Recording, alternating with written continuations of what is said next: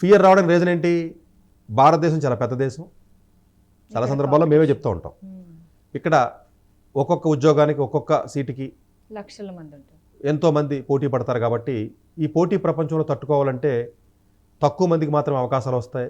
ఎంతో hard work చేసి ఎంతో ముందుకెళ్తే తప్ప వచ్చే అవకాశాలు లేవు. కాబట్టి చదువు పరంగా దీని చాలామంది సక్సెస్ అవ్వడానికి మల్టిపుల్గా మనం డిఫైన్ చేస్తాం అని అనడం వల్ల ఇప్పుడున్నటువంటి కోచింగ్ సెంటర్స్ కానీ లేదా కాంపిటీషన్ కానీ ఏవైతే ఉన్నాయో ఇవన్నీ కూడా మొత్తం సొసైటీ అంతా ఆ రకమైనటువంటి డిస్కషన్ జరగడం వల్ల అన్నిటికంటే ముఖ్యంగా కంపారిజన్ రావడం వల్ల ఆడికి ర్యాంక్ వచ్చిందనో వీడికి ర్యాంక్ వచ్చిందనో లేదా వాడు అలా వెళ్ళడనో వీళ్ళు ఈ కంపారిజన్ ఎక్కువ అవడం వల్ల మానసికంగా పేరెంట్స్ ఎలాంటి పరిస్థితిలోకి వెళ్తున్నారు అన్నదానికి ఇది ఒక ఉదాహరణ, ఎక్స్ట్రీమ్ ఉదాహరణ అండి అది.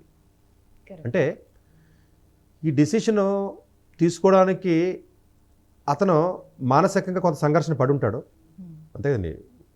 ఇది చాలా చిన్న విషయం కాదండి అది. ఒక వ్యక్తి మొత్తం చేతులు కట్టేసి లేదా బకెట్లో తలకాయ పెట్టి పిల్లల్ని చంపేయడం, తర్వాత అతను ఆత్మహత్య చేసుకోవడం, మరి క్లియర్గా సూసైడ్ నోట్లో అతను రాయడం అన్నది ఏదైతే ఇదంతా ఎపిసోడ్ ఏదైతే ఉందో, ఎలాంటి వ్యక్తి అయినా పిల్లల్ని చంపేయడం అన్న స్టేజ్కి జనరల్గా వచ్చాడు అంటే డెఫినెట్గా అతను మానసికంగా స్టెబిలైజ్డ్ పొజిషన్లో ఉన్నాడని నేనైతే అనుకోవట్లా.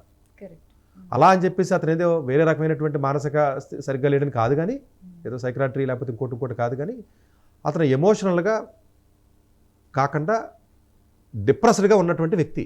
అలా డిప్రెషన్ అవ్వడానికి రీజన్ ఏంటంటే మేబీ అతను ఉన్నటువంటి అతను చదివిన అతను చిన్నప్పుడు ఉన్న పరిస్థితులు బట్టో లేకపోతే అతను చుట్టుపక్కల ఉన్నటువంటి వ్యక్తుల వల్ల రకరకాల ఎగ్జాంపుల్స్ వల్ల అతను ఆ రకమైనటువంటి స్కూల్ మార్చాడు. 1వ తరగతి 2వ తరగతి ర్యాంక్ ఏంటో నాకు అర్థం కావట్లా.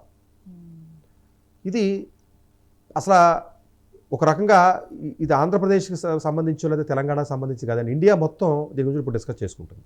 కరెక్ట్.